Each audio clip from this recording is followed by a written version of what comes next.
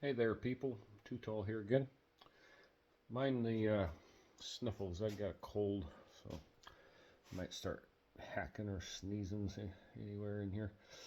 Anyway, got tired of sitting around feeling sorry for myself, so I got out here in the garage and dinking around. Let me show you what I'm working on.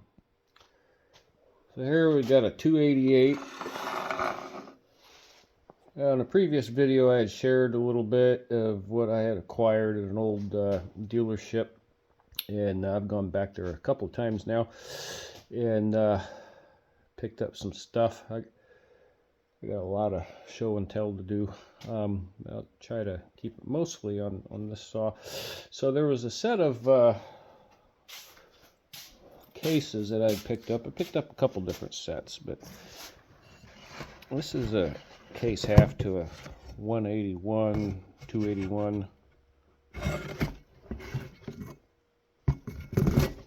That's what the box had said. And got the part number. And I don't see where. Oh, it's right there. The 181, 281. So, I was under the assumption that that would work for my 288. It was a basket case that was tore apart, and one of the case halves was mangled pretty good. And I got it right here.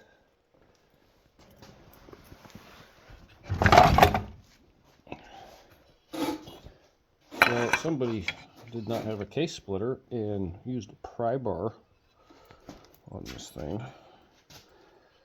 Messed that up pretty good. Squished this down real bad here so that would never seal.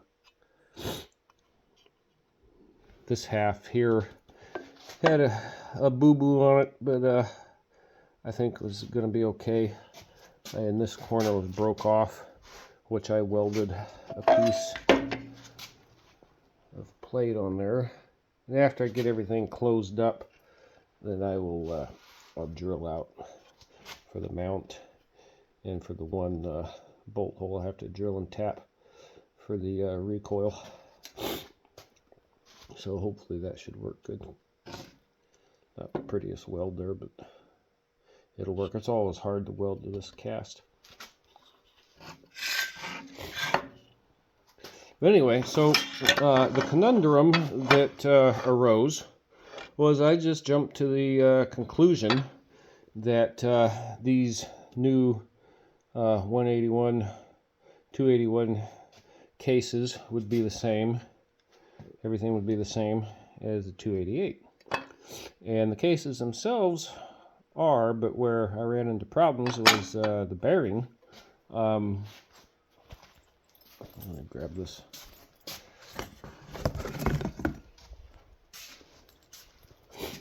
Well, I guess that on the case part of it, it is different too.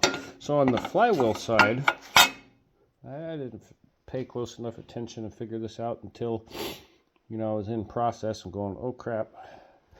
So on the clutch side, both the 288 and the 281 case, the bearings are the same. But on the flywheel side, they are not. You'll see, so this is flywheel side of the 281. This is the clutch side of the 288. You can see this, at least I hope you can see the difference. This is smaller. See, that's the same. This is a 281 case half. So when I got these cases, they came with the brand new OEM bearings installed.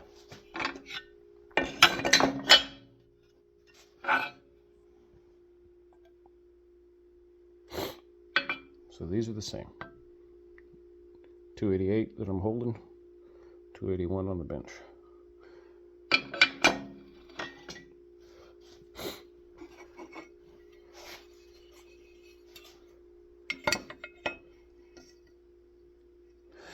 So the 288 has the same size bearings both sides, but the 281 had a larger bearing on the clutch side and a smaller bearing on the flywheel side. So I had to use the old 288 case half, and I cleaned the bearing up real good, and it seemed to be in good shape. So got that all slapped together, and got the new seal in that side. I got a couple miscellaneous parts I gotta get. Anyway, that's that. So yeah, I gotta get a let's see, an oil pickup line, and then I can slap the new seal in the oil pump assembly. Throw the oil pump on there. I don't think I'm going to try to reuse the old cylinder, so I'll probably go with like a Meteor cylinder piston kit. Do some port work to it. I don't think I'll get too crazy. I'll for sure, open up the lower transfer ports considerably, because they were pretty congested on that saw. So anyway, show you a couple new additions here. We got more saws hanging. Excuse me. This is one of my most recent acquisitions, a 365 Special. Man, that thing was a dirty mess when I got it, and it's still pretty dirty. I don't know what they did to this or what they ran through it for bar oil. Knowing the guy that it came from, God only knows. But we scrubbed on that thing. That stuff is just glued on there. Anyway, that thing runs good. I haven't decided yet if I'm going to port that or not, or just run it the way it is for a little bit. The first thing I did was purchase that full wrap handlebar in the West Coast spikes. Got those on eBay from the Duke Saw Salvage, and this here is a Echo tags. Let's see, can't really take that down one hand, but that's an Echo 590. Let's see, I don't remember last time I shot video if I had these done or not. I think I might have had this one done. So this was a complete rebuild. This one here, that's a 272. There's another 272 hanging down there that I've pointed out in previous videos. But this is one that I got from that saw shop. Top end was roasted. Bottom end looked pretty good, so I wanted to give it a try. I salvaged another cylinder, and I never ran one of those moly coated pistons before, so I got one and I'm trying it out. So those two saws, they're still in the break-in process. They have less than 3 tanks each through them. So down here, back up here for a sec. There's a 51. That's another new addition. Runs good. Have not ported it yet. Keyword yet. That guy, I couldn't stand it. I finally tore it apart and ported it. Pretty hot. It runs like a rape tape now. And stuck that full wrap on there. So down here we got a 353, which I intend to sell the 353 and this 51. And then this Johnson red here is kind of conglomerate.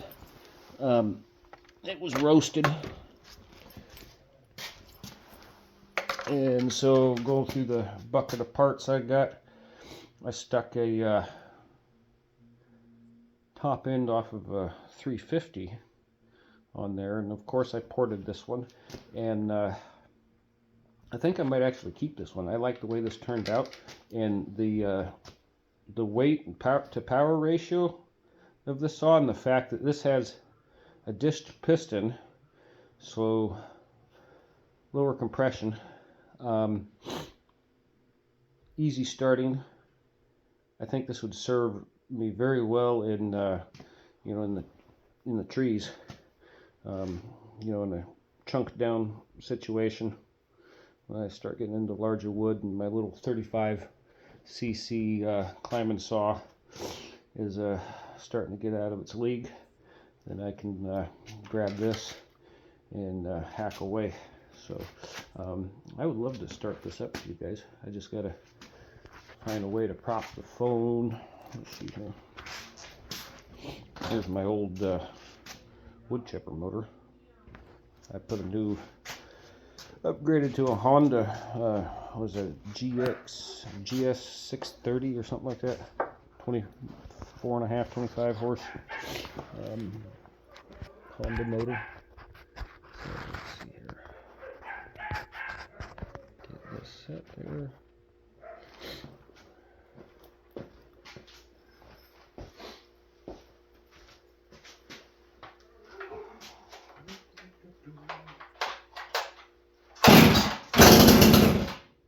Two pulls.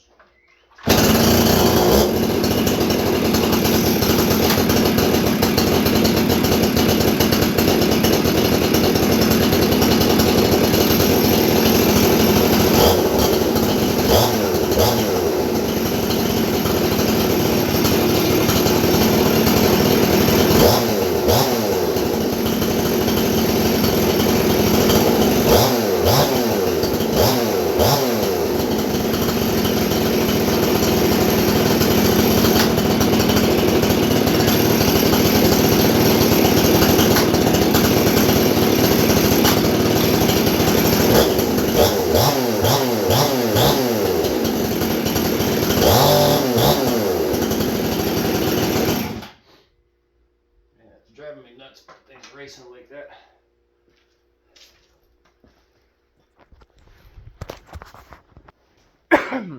Yeah, I think the clutch on that is old, used, worn.